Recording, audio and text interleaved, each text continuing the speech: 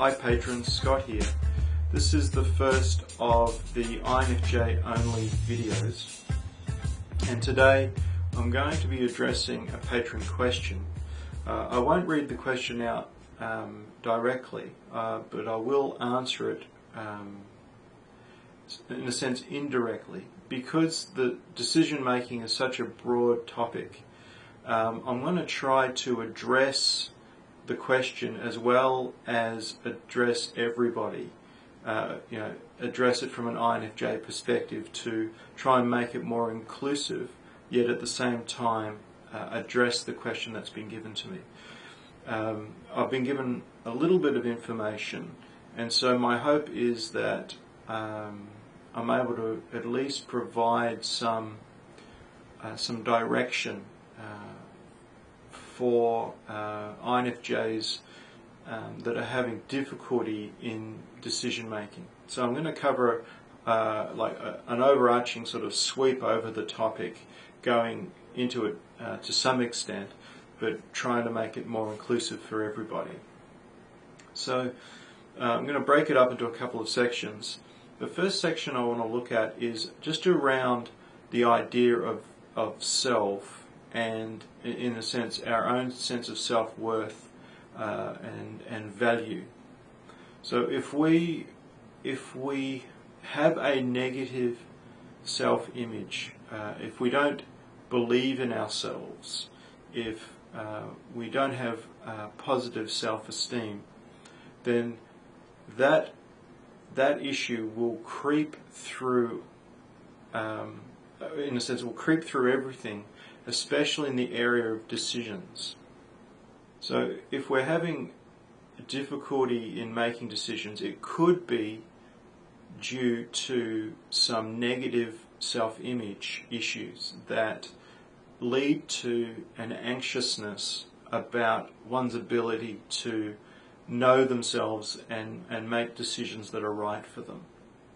So it's really important to, if that's happening, to look at that, to build a positive self-image. And we can do that by challenging the negative self-image, because out of that positive self-image will come some confidence in one's ability to make life decisions and general decisions.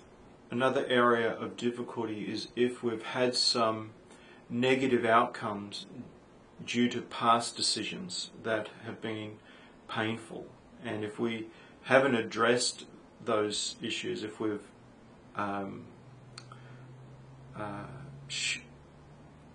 sort of suppressed those experiences and shut them out, then they're, in a sense, unconsciously affecting the current decision process. So it's important to be aware of that and, in a sense, be addressing some of those past scenarios that may have led to a lack of confidence in making current decisions. A good question to ask oneself if we're having difficulty with decision making is asking ourselves, who's making the decision? And what I mean by that is, if we're having a lot of difficulty making decisions, it's most likely that we're not really in self, we're not really in our sort of true self, if you like, where we could say we're in a part of ourselves. We could be in an anxious part or a fearful part. We're most likely coming at it from a part of ourselves that we're identifying as self, that is really just a part that is acting out something. And so it could be really important to be asking oneself, and I think INFJs have a good ability to do this, and even an excellent ability to do this, if they're willing to stop and look at the self, essentially, and say, okay, what am I feeling? And feeling the feeling, anxiety, fear, whatever it is, and getting in touch with that, allowing oneself to feel that, and to then be able to get behind it, in a sense, to go, okay, what is driving this part? What's driving this anxiety or fear? So the general rule is, if we're in a part, then we don't, and often we don't know we are, because we're looking at life, hearing life, doing life through the part of self. So it's important, if we start to look at what we're doing, then we can start to observe the part that we're living out of, instead of living from the part. So we can start, and the moment we do that, there's a sense that we are more in self, because we're observing a part that, when we're in it, doesn't have much. It doesn't have self-awareness. It has a role, a limited role to play, and it might be trying to protect more. We could look at these parts as protectors, and they're trying to protect us from more pain or disappointment or feeling something we don't want to feel. So it's important to then look at that. So sorry to, I think I derailed my own thought there. That it's important to be observing these parts, looking at them instead of looking through them, like being them. And when we're doing that, we're more in self. We're probably going to find ourselves being a little bit more comfortable. And it's really from there that we're able to make better decisions, because we're not being driven by these other more unconscious parts of ourselves that are trying to manage future pain and things like this. These sorts of things are very difficult to brush over, but for the sake of this video, I just want to kind of introduce it, at least to try and fire off, I guess, self-analysis or helping to create a space for the viewer to observe their own self, to see what is going on underneath. So from a cognitive functions perspective for the INFJ, there's the introverted intuition, which is where all that exploration will take place, the gathering of information, and of course it's abstract in that it will be looking for patterns, connecting things that connect to one another, try and create or paint a picture. And then the extroverted feeling, there's going to be that harmony part of the decision making around, are others affected by this decision? How will they be impacted, or will others be impacted by this decision? Now, looking at this from an INFJ perspective, I would say, when it comes to that extroverted feeling, the question to be asking oneself is, what parts of myself, inside of myself, am I trying to look after and not have a negative experience within based on this decision? So if an INFJ is having a hard time making decisions, it's very possible that it's not so much other people in their world that they're going to be aware of others around them and the decisions that they make and how they impact other people in their external world. But where they could be getting tripped up is the relationship with themselves based on that decision. So those parts that I was describing earlier, you could look at them like little personalities, and I'm not at all suggesting personality disorder stuff here. We can all talk about our inner world from a position of different parts of ourselves.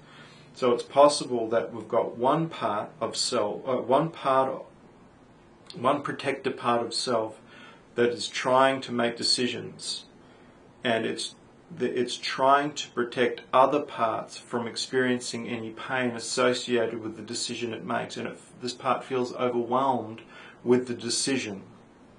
And so when we become aware of the other parts of self that are reacting or tense or fearful of this decision that's being made, then we're going to essentially be in a higher part of self, like a more pure part, a pure place of self to be managing the decision. Instead of having our more unconscious parts controlling the process, we'll be consciously aware of the parts within us that are trying to manage that, and we can essentially manage it for them. So that's could be where INFJs get stuck in decision making. Is they're not so much the harmonizing with the people in the outer world, although that is true, but where it could be tripping them up is the relationship with their inner parts of self that are struggling with the process. So with that being said, I'm just going to look at some general strategies to address decision making, in addition, in a sense, to the ones that I've just mentioned. So, as the J piece of the INFJ is that we make sure that we give ourselves plenty of time, where possible, before the decision needs to be made, so that we can do the gathering of information. We can talk to other people if we need to, and we just have a more comfortable space to be making decisions. And that will give the INFJ reduce the stress that comes with quick decisions, and be able, in the sense that their inner world will be settled to be able to explore the options in NI and FE, in the sense of discussing it with others. Another strategy that can be helpful is simplifying the decision down. So once that NI has kind of looked it over in its complexity, it could be helpful to be consciously kind of looking at it and trying to boil it down, simplify it down into some sort of key parts of it. Or what are the real key important parts of this decision that I need to be aware of? And in a sense, that might be more of a TI process of sort of breaking. It's like breaking it down, but the purpose of breaking it down is to get the major themes of the decision, to sort of simplify it. So rather than have this sort of 50 to 50,000 different ways of looking at the decision and how it could be made, sort of breaking it down into like, okay, what are the two or three key parts of this that I need to really be aware of now? So that can be helpful. Where an INFJ could be getting stuck is in their NI-TI loop, and I have made a video about this on the channel, on the YouTube channel, that you could check out. But essentially, it's where NI that's gathered all this information and it's being filtered down through TI, and it's kind of breaking it down, but it's trying to come up with a solution with, in a sense, limited information. And that can be difficult for an INFJ to realize, because there is a great amount of trust in NI's ability to gather all the information. Where people can get stuck is where they think they can make it, where they're trying to make a decision within themselves with limited information. And it's not always going to be limited, but where we know it's limited is when it's not working, essentially. Is when the NI and the TI are just churning and churning and churning through the data, if you like, and not being able to come to a decision. Now, where it can be helpful is to go and talk to somebody and sort of unpack the whole thing. It can be helpful just doing that. That can, if you're a verbal processor, that can be helpful to actually address the decision. Let me say that differently. Unpacking it with somebody else, if you're a verbal processor, can help you to come to some of those key parts of the decision that need to be looked at, or that haven't been looked at yet. That sort of bouncing it off somebody else can help to explore the issue and uncover what has not yet been uncovered. It also gives the listener an opportunity to ask questions, get a different perspective on it, to help sort of shift the INFJ out of the NI-TI and into a more real world scenario, if you like. Because, you know, INFJs, they very much rely on gut feel to make decisions. And so sort of thrashing it out with somebody might help to kind of harmonise that decision in some way. You know, come to that kind of, yeah, okay, I think this is the way I need to go. So it can be helpful to talk to someone about decision making. Where that can, on sort of the flip side of that, where that can be challenging is if the INFJ is doing the opposite essentially. They're like in an FE grip, if you like. They're talking too much about the decisions with too many people and getting too many perspectives, and some of them contradictory and all of that. And so it's and if they don't trust themselves, then they're wanting to rely on somebody else to make the decision, and yet they're going to many people to make the decision. Then they've kind of got 10 people with 10 different ideas, and how can they be loyal to all 10 when they don't all match? So that can be a problem as well, is going to too many people, trusting too many people with the decision or the process. So that's where the INFJ needs to kind of pull that back a little bit and go away and do some of their own work on the decision and talk and sort of sit with it. Let their NI start to sort of like learn to connect with their introverted intuition, learn to trust it, learn to hear it, learn to connect with it. Another way of simplifying it down is just asking the big picture question. You know, how important is this decision in where I feel I'm going in my life? What bearing does this decision have on it? And it can be helpful looking at the decision from that perspective of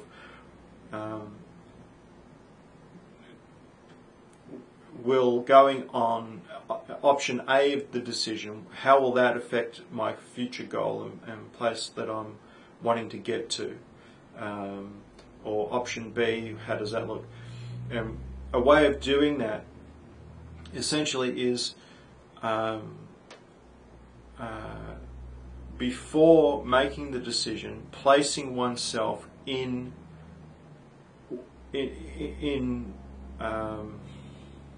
let's say there's 3 decisions that could be made in a situation.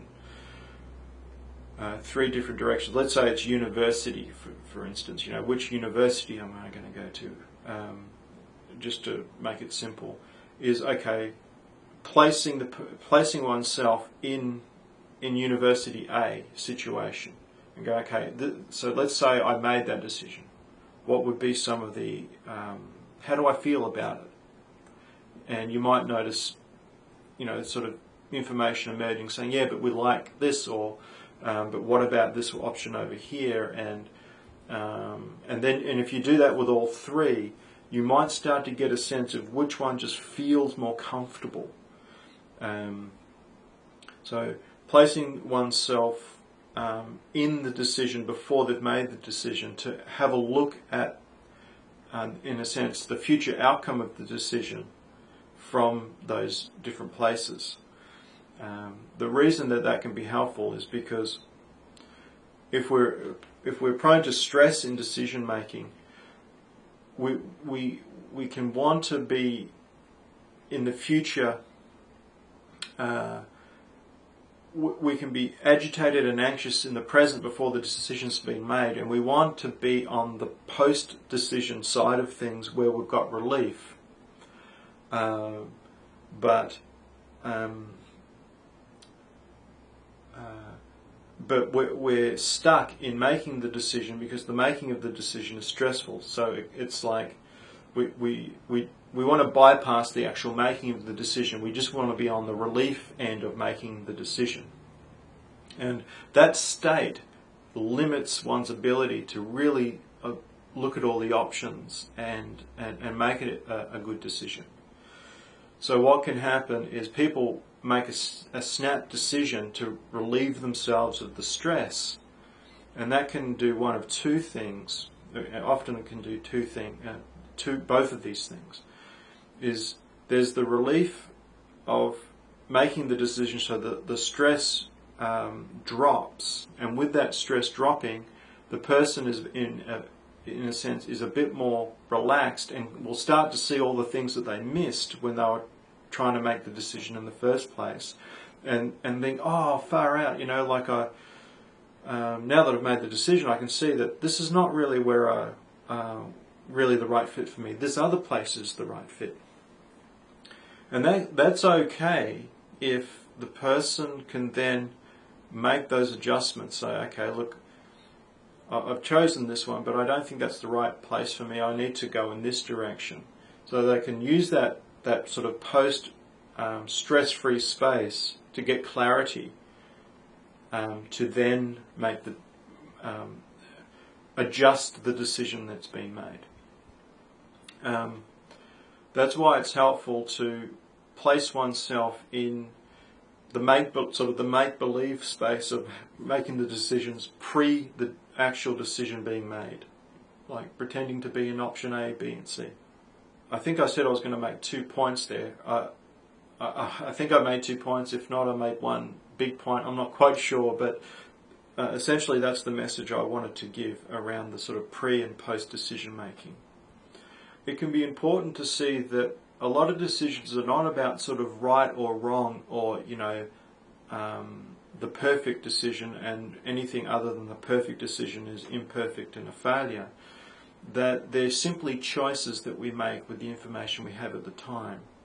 And if we're more leaning towards an Enneagram Type 1 INFJ, then we're going to be preoccupied with perfection.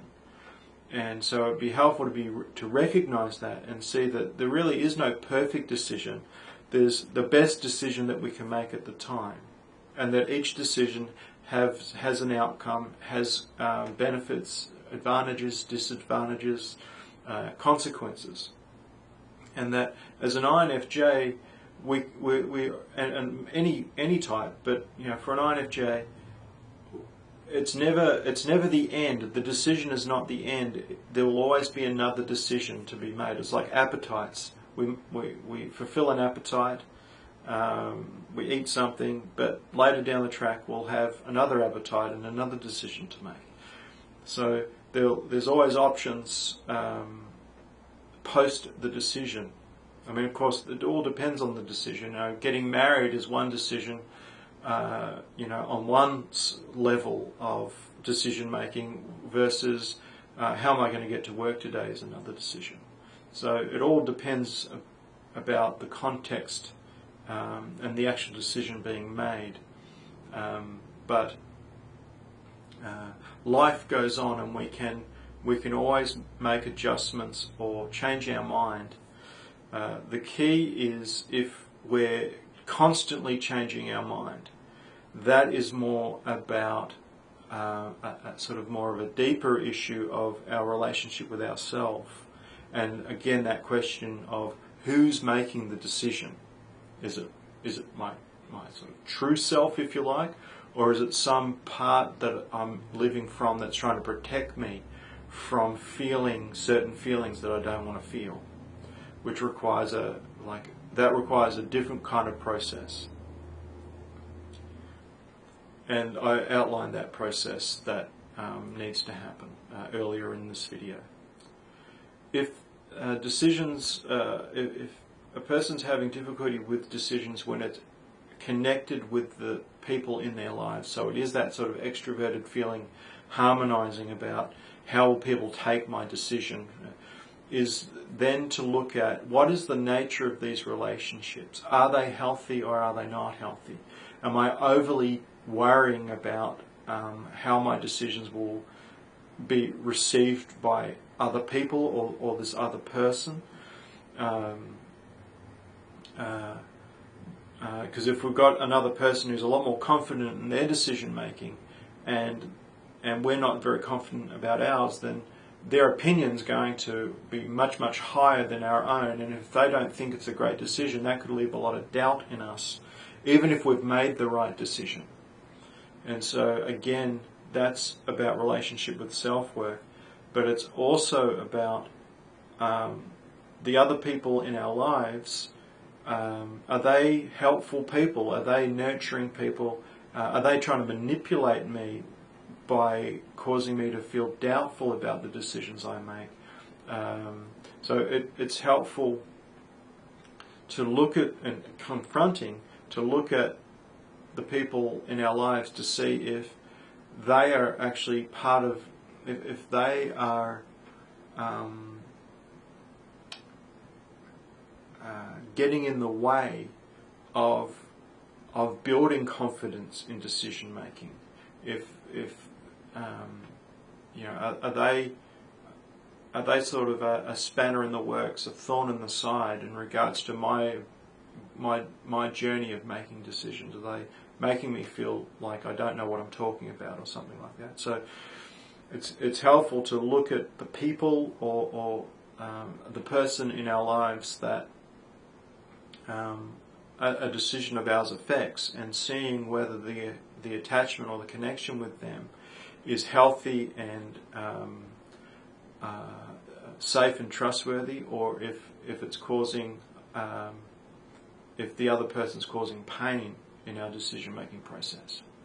And just on a sort of a side note, but an important one, is if we need to talk to others to kind of get out of any TI-NI loop, is finding, it can be helpful certainly to talk to other NFs about these sorts of decisions, to sort of bounce off the gut feel and the feeling of it, to see what if your feeling matches theirs in regards to which direction to take. But also the other types is helpful. Talking to an introverted sensor, talking to a sensor type to get that more sort of real world angle on a decision that needs to be made, or you know, and a thinker as well, an extroverted thinker, you know, get their ideas on on other aspects of the decision that needs to be looked at. Now, bearing everything else that I've said, bearing all of that in mind, is once a decision's been made, is just rolling with it. Make it work. You know, like trust it. In a sense, it's like make it happen.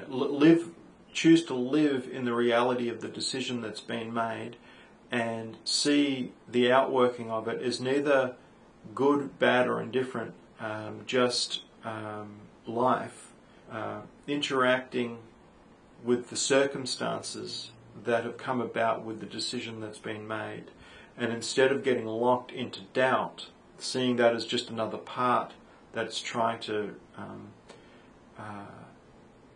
get a person back into an NITI loop about the decision, and choosing to like recognize those sorts of things that are happening, and then take action in the real world where necessary to live out the decision that's been made.